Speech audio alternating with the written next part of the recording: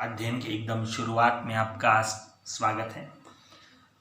उपपद विभक्ति, हमें यह चैप्टर पिछले साल भी था।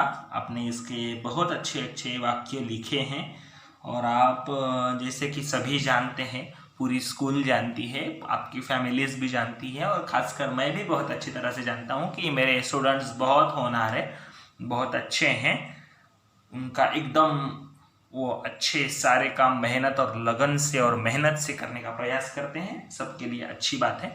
तो सामान्य रूप से आज हमें लिखना है कि उपपद विभक्ति नाम प्रयोग। इस पाठ में यह 5वां पाठ है हमारे वसुधा की टेक्स्ट बुक का, हमारे सिलेबस का। ठीक है। विभक्ति का अर्थ है विभाग, शब्दों के विभिन्न विभाग ही विभक्तियां कहलाती है। ठीक है।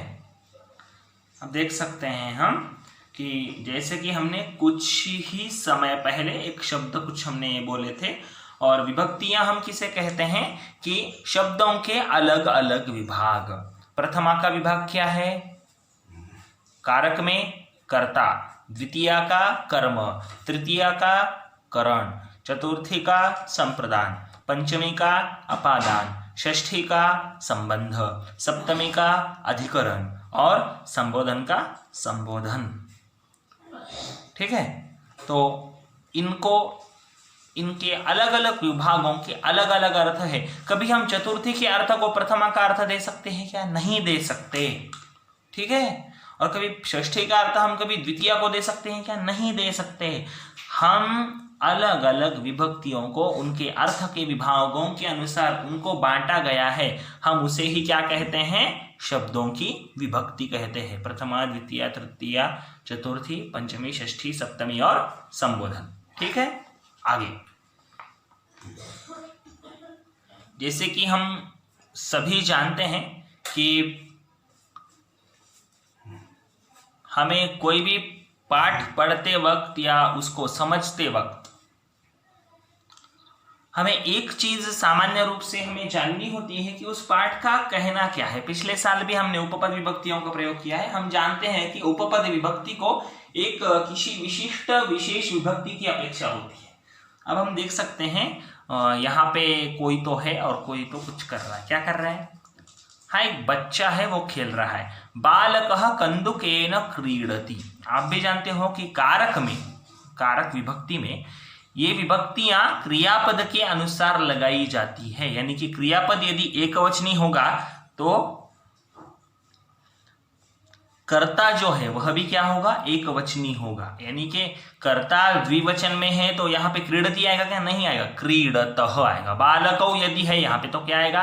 क्रीडतः आएगा। क्या आएगा? क्रीडतः। समझ रहे हो? हाँ, इसी तरह से। और अभी देख सकते हैं हम कि उपपद विभक्ति किसे कहा जाए। फिर कारक विभक्ति तो हम समझ सकते हैं कि जहां पर विभक्तियां क्रियापद के अनुसार लगाई जाती है। हम तो जानते हैं कि कारक का अर्थ क्या है कि वाक्य में क्रियावाची पद और अन्य शब्द इनका जो संबंध होता है हम उसे क्या कहते हैं? कारक, है ना। बालक और क्रीडति में क्या संबंध है? कर्ता और क्रियापद। कंदुकेन और क्रीडति में क्या संबंध है? केन, हस्तेन, तृतीया, करण और क्रियावाची पद। हाँ, क्यों? तो क्रियापद का और अन्य शब्दों का संबंध है, हम उसे कारक विभक्ति कहते हैं। लेकिन उपपद विभक्ति में क्या कहते हैं कि किसी विशेष पद के साथ जब सामान्य विभक्तियां न लगाकर कोई विशेष विभक्ति लगाई जाती है। आप देख सकते हो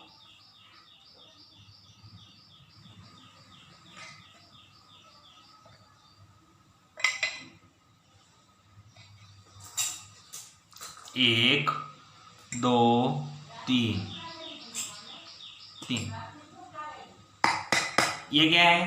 प्लेट है, सभी जानते हैं। Very good, you know all things. ये क्या है? प्लेट है। स्थालिका, क्या कहते हैं हम इसे? स्थालिका। क्या कहते हैं हम इसे बच्चों? क्या कहते हैं हम इसे? स्थालिका।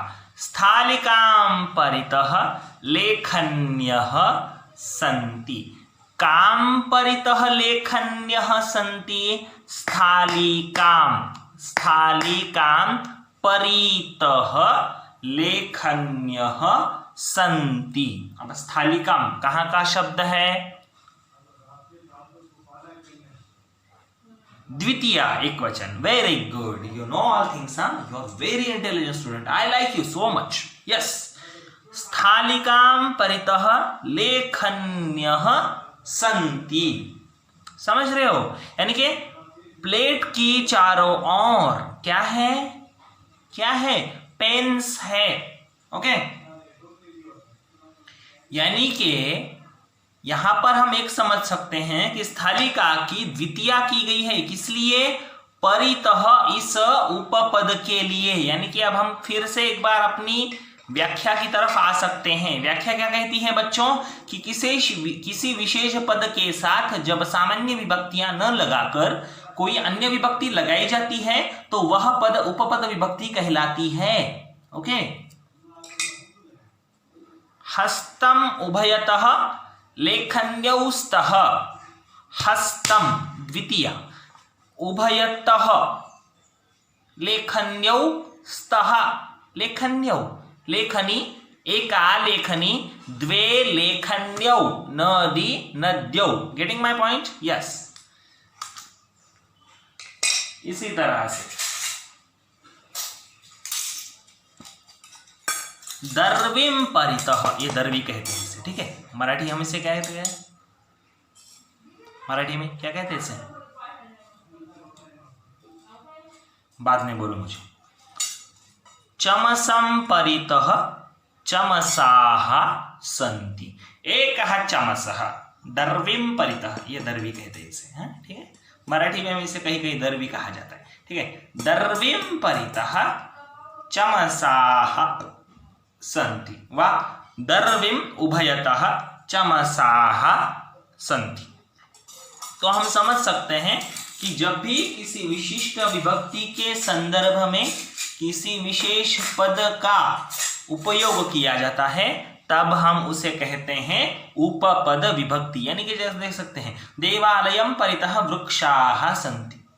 अब देवालयस्य परितः चाहिए एक्चुअली, नहीं, क्यों तो षष्ठी करनी है, नहीं करनी, क्यों तो नियम क्या है उपपद विभक्ति का कि विशेष विभक्ति की अपेक्षा है, इसलिए क्या आया है वहां पर?